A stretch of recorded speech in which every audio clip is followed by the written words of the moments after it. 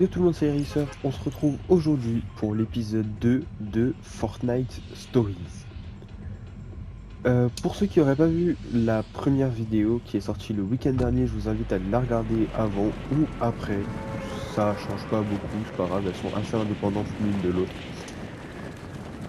Avant toute chose, je vais vous laisser avec la nouvelle intro et on se retrouve juste après.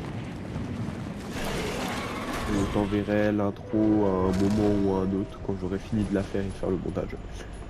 Tout d'abord, commençons par les bases. Pour ceux qui n'auraient pas vu la vidéo du week-end dernier, Hope est la petite sœur de Valeria. Valeria est assoiffée de savoir et est très studieuse. Maintenant qu'on a les bases, on va pouvoir commencer directement à rentrer dans le vif du sujet, car attention, l'histoire de Valeria rentre directement dans le vif du sujet. On ne fait pas de détour. Valeria va découvrir un ancien rubis gardé dans la collection de sa famille. Ce rubis-là, elle va commencer à l'étudier, mais malheureusement en l'étudiant, elle s'éloignera de Hope, à un point où elle en deviendra obsédée par le rubis.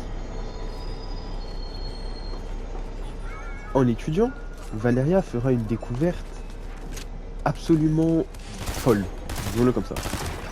Elle va malencontreusement briser le rubis et se rendre compte qu'il contenait le pouvoir des flammes. Pouvoir qui s'emparera d'elle, mais lui accordera la maîtrise du feu. Elle aura donc pour objectif d'avoir le savoir du monde entier. Elle deviendra de plus en plus bizarre. Valeria dira même: qui a le savoir a le pouvoir, et je compte bien avoir tout le savoir. Phrase très philosophique. Pour cela, avoir tout le savoir, elle créera l'ordre, lui permettant d'étudier les secrets du monde, d'avoir un revenu d'argent, on va dire, assez grand, et avoir une armée, ou tout du moins une équipe, pouvant s'occuper de la protéger pendant qu'elle fait ses recherches. Tout d'abord, en première personne, elle va aller voir Montaigu, qui refusera catégoriquement. Mais Valeria va lui proposer des pouvoirs. Et oui, car Valeria a découvert qu'il n'y a pas qu'un seul rubis comme le sien. Il y en a d'autres. En particulier un diamant. Un diamant qui existe, mais avec des pouvoirs de diamant, rendant quiconque le portant, ou lui donnant plutôt, une forme en diamant. La pose, tout son corps devient un diamant, le rendant solide comme un diamant et donc quasiment invincible.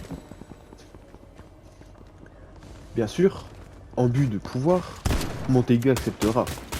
Il deviendra donc le premier membre de l'ordre, mais aussi le bras droit de Valeria. Valeria va quant à elle commencer à étudier la boîte de Pandore. En même temps, une rivalité commença donc, quand Hope créa les submersifs pour contrer Valeria et l'ordre. Valeria va demander à l'ordre de kidnapper un membre des submersifs, entre parenthèses, banane, afin de ne pas être dérangé pour découvrir les mystères de la boîte de Pandore. Valeria découvrira donc l'emplacement de la boîte de Pandore, une boîte qui renferme tous les maux de l'humanité, mais qui, si elle parvenait à être ouverte, provoquerait la colère des dieux. Valeria, qui n'a peur de rien, veut l'ouvrir. En faisant ça, en essayant de l'ouvrir, elle va énerver Poséidon, le dieu de la mer et des tremblements de terre. Et là, vous allez me dire: oui, mais Racer, pourquoi bizarrement Poséidon, nanani, nanana, blablabli, blablabla. Alors déjà, il faut savoir que depuis le début de la saison, on a beaucoup d'allusions à la mythologie grecque, la boîte de Pandore venant elle-même de la mythologie grecque. Et rappelez-vous, je vous ai dit qu'elle va énerver Poséidon.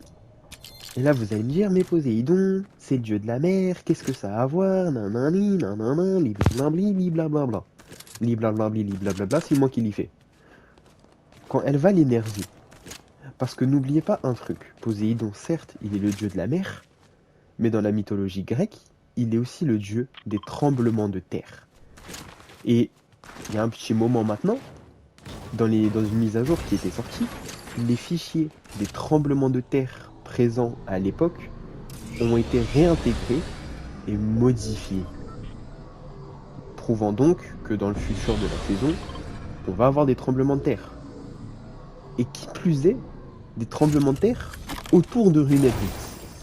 Et pour ceux qui n'auraient pas vu la précédente vidéo, on a des suppositions que la boîte de Pandore serait enterrée sous Ruined Hills. Maintenant, la question du jour. Comme lors de la dernière vidéo, pour vous, va-t-elle réussir à ouvrir la boîte de Pandore et semer le chaos sur l'île, ramenant les dieux grecs et toutes les atrocités qui vont avec, les becs ou autres, ou Pope, accompagné des submersifs, va-t-elle réussir à la contrecarrer et à sauver in extremis la map de Fortnite?